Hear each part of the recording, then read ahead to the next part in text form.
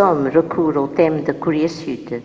Le caillou noir que les enfants jetaient dans l'eau dormante s'agrandit en aérolithe, chieux de ce pommier céleste. L'eau morte se transforme en puits permanent qui transfigure le désert, ce qui se confond par un réseau d'associations au souvenir du trésor caché dont le rayonnement illuminait toute la maison. La rêverie hallucinante de l'auteur à la suite de la panne dans le désert de Libye avait modifié la notion du puits permanent en pompe rouillée qui cache celui-ci et l'eau précieuse salvatrice. Le mirage du puits de village de Terre des Hommes devient réalité dans le Sahara enchanté de l'aviateur et du Petit Prince. C'est à travers l'eau que le Petit Prince et l'aviateur découvrent le trésor. Je cite, « Ce qui embellit le désert, c'est qu'il cache un puits quelque part. » Boire de cette eau, c'est goûter une certaine qualité de la joie. N'est-elle pas récompense de la marche ardue, couronne de l'effort partagé? Je cite, « C'était doux comme une fête. Cette eau était bonne pour le cœur, comme un cadeau. » Vol de nuit, écrit après Courrier Sud, signale un progrès. C'est une affirmation nietzschéenne de la volonté tendue, de l'action pure qui repousse, je cite, la forêt primitive, fait échanger le corps périssable des livres de la mort. Cette phrase explique la raison fondamentale de l'action dans l'œuvre de Saint-Exupéry, le désir de la permanence, de ne point mourir tout entier, survivre, vaincre la condition humaine. Voilà la justification, le besoin impérieux de l'action. Il semble que chez Saint-Exupéry, l'angoisse devant la mort se soulage en quelque sorte quand l'homme se plonge dans l'action, que celle-ci soit exprimée par son travail, son métier, sa création. En effet, l'action pour Saint-Exupéry est un antidestin. L'angoisse devant la mort s'exprime dès les premières pages de Citadelle. Je cite, « Mort aussi de mon père accompli et devenu de pierre. C'est lui qui m'enseigna la mort et m'obligea, quand j'étais jeune, de la regarder bien en face, car il ne baissa jamais les yeux. Mon père était du sang des aigles. » De cette première confrontation avec la mort émerge une attitude, non de révolte, non de résignation, mais une acceptation, un accueil même. Il semble qu'à partir de Terre des Hommes, l'auteur ait trouvé sa manière. Il construit ses phrases avec un soin et une rigueur tout classique. À ses coûtes, parfois elliptiques, elle se prolonge, sinueuse, coulante, quand le lyrisme s'épanche dans des descriptions émerveillées de la nature, son sens aigu de l'éphémère, sa nostalgie du temps perdu. Saint-Exupéry se sert des mots et, en étendant des correspondances, des allitérations, des cadences, crée un rythme où transparaît tout le flou des émotions, de l'informulable, de l'inconscient, de l'essence, bref, tout ce qui fait la poésie. En effet, c'est bien le sens remarquable du rythme chez Saint-Exupéry qui communique au lecteur cette part essentielle, le non-dit ou l'indicible, dans une prose poétique qui évoque celle de Chateaubriand. On remarque l'alternance du rythme d'alexandrin et des et des octosyllabes.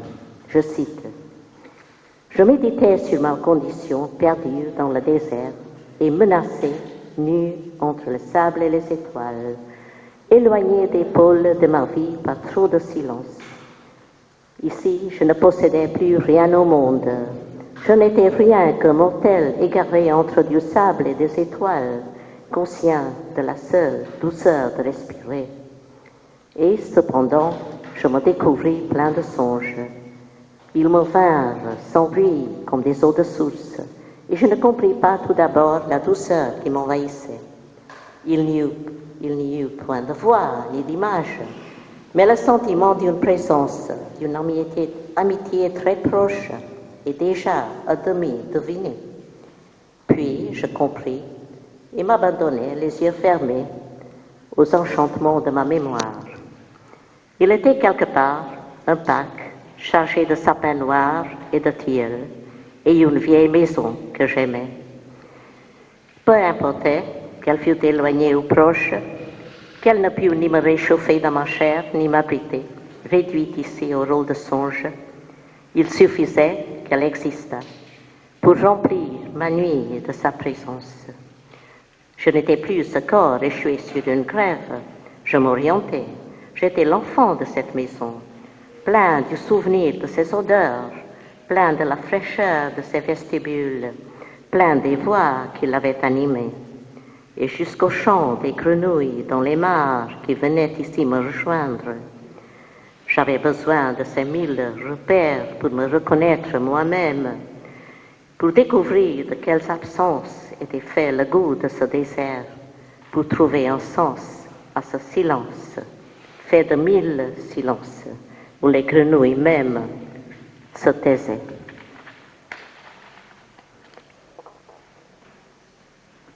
L'aviateur, l'homme d'action, a le goût du vent de mer, cette fin de l'action. En somme, je fais mon métier, dit Saint-Exupéry. Je n'éprouve rien d'autre que le plaisir physique d'actes nourris de sens qui se suffisent à eux-mêmes. On ruse avec les forces naturelles, on attend l'aube comme le jardinier attend le printemps, on attend l'escale comme une terre promise, et l'on cherche sa vérité dans les étoiles. Lors de la débâcle, Saint-Exupéry estimait qu'il n'avait pas le droit de parler, c'est-à-dire d'écrire, s'il ne se plongeait pas dans le combat, corps et âme. Dans les mots de Sartre, le destin de nos œuvres était lié à celui de la France en danger. Nos aînés écrivaient pour des âmes vacantes et pour le public auquel nous allions nous adresser à notre tour. Les vacances étaient finies. Il était composé d'hommes de notre espèce qui, comme nous, attendaient la guerre et la mort. À ses lecteurs sans loisir, occupés sans relâche par un unique souci, un unique sujet pouvait convenir. C'était de leur guerre, de leur mort que nous avions à écrire. Mais pour Saint-Exupéry, il fallait mener plus loin encore l'ambition de Sartre, la vision exupérienne de la responsabilité de l'écrivain, d'abord envers lui-même et sa propre vérité. Son rôle qui est non seulement de porter témoignage par écrit, mais de l'avaliser par l'offre de sa vie.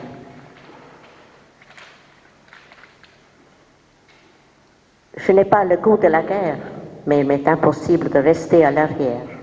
Il faut que je prenne ma part de cette guerre. Tâchant d'échapper aux tirs allemands pendant un vol sur Arras, Saint-Exupéry, avec une parfaite sérénité, écrit « Ça s'aggrave, mais je suis à l'intérieur des choses. Je dispose de tous mes souvenirs et de toutes les provisions que j'ai faites et de toutes mes amours. Je dispose de mon enfance qui se perd dans la nuit comme une racine. Des souvenirs qui pressaient alentour pour réconforter, pour éteindre, et à la fois inquiétants, incitant à l'action, attisant la pulsion innée fondamentale qui l'enflamme de ferveur par ce mandat. Ces mots à peine lisibles, demi-effacés par l'usure du temps, gravés sur la porte de la chapelle de la maison d'enfance à Saint-Maurice. Et amus et nos. Allons-y, nous aussi. Un camarade s'engagea, puis un second, puis un troisième, et tu subis avec surprise une étrange transformation. Des occupations peu à peu t'apparurent futiles, des plaisirs, des soucis, ton petit confort. Vint enfin la nouvelle de la mort de l'un d'entre vous, tué du côté de Malaga. Il ne s'agissait point d'un ami que tu eusses pu désirer venger. Quant à la politique, elle ne t'avait jamais troublé. Et cependant, cette nouvelle passa sur vous, sur vos étroites destinées, comme un coup de vent. Un vent de mer. Un camarade t'a regardé ce matin-là. On y va? On y va. Et vous y êtes allé. Terre des hommes reçut le grand prix du roman de l'Académie. Les avis étaient partagés. On a admiré cette littérature de l'avion, de l'outil, du métier. Mais on est passé à côté de la préoccupation essentielle de l'auteur. Pour quelques critiques, l'auteur n'avait écrit qu'un traité de morale. Si la morale, c'est, selon Pierre-Henri Simon, le choix que fait l'homme d'une attitude pour soutenir le destin, il s'agit pour Saint-Exupéry d'une pente qui de livre en livre va toujours s'accusant davantage. C'est la pente vers l'esprit. Celle-ci, on l'aperçoit des vols de nuit, des monologues intérieurs de Rivière. Je cite, « Si la vie humaine n'a pas de prix, nous agissons toujours comme si quelque chose dépassait en valeur la vie humaine. Mais quoi ?» Il semble que l'auteur en donne la réponse dans la dernière ligne de Terre des Hommes. Seul l'esprit, s'il souffle sur la glaise, peut créer l'homme. Pour l'auteur, l'esprit prime tout. Il est l'essentiel. Mais il ne peut accomplir son miracle à moins que l'homme n'en prenne conscience, ne s'y sensibilise, ne se défasse de tout ce qui l'assujettit, de tout ce qui menace, comme le craignait Sartre, de faire que la société retombe, je cite, dans la bauge de l'immédiat, dans la vie sans mémoire des hyménoptères et des gastéropodes. Bref, tout ce qui est aux antipodes de l'esprit. L'esprit est autre chose que la vie. La vie est un élan qui ne sait où il va et qui justifie toutes les singularités de conduite et de caractère, tous les actes et tous les désirs. Mais l'esprit, les sens, ses choix et agit pour puiser tout ce qui est meilleur en homme, sa soif de la beauté, de la vérité, de la lumière. Les écrits d'exil et les écrits posthumes ont pour base ce seul critère, cette valeur, prendre conscience de ce qui exalte l'homme, le fonde, le fait devenir. À toute une jeunesse désenchantée, pour laquelle les nourritures terrestres commençaient à avoir le goût des cendres, les voies de la liberté allaient s'étrécissant et ne conduisaient nulle part. Aliénés, désemparés, démunis, Saint-Exupéry indique le chemin de la vraie liberté. Alors il nous enseigne que vivre, c'est communiquer. L'amour véritable, c'est la participation. C'est souffrir pour ce qu'on aime, de ce qu'on aime. Surtout, élargit-il le sens du bonheur, car l'homme est la seule créature qui porte cette étincelle divine, qui fait qu'il s'interroge, qu'il soit en proie au doute, au conflit, qui s'ennuie vite de bonheur facile, qui ne le déchire, ni ne lui arrache pas quelque chose qu'il aime dans sa chair. L'homme qui sait que l'amour, comme l'être aimé, porte en lui le goût de la mort. Donc, il existe l'irréparable, mais il est inutile de regretter le passé qui est révolu, irrémédiable. Saint-Exupéry affirme en revanche l'importance de l'instant, de la poussée vitale mise en marche par ses exigences. Ce qui revient à dire qu'il faut que l'homme soit présent en son temps, sensible à ses remous, sans pour autant perdre de vue le sens de l'intemporel, de ce qui le dépasse. Saint-Exupéry fut certes un des rares écrivains à réaliser l'idéal de Sartre. Je cite, « Nous avons une tâche, c'est de créer une littérature qui rejoigne et réconcilie l'absolu métaphysique et la relativité du fait historique. »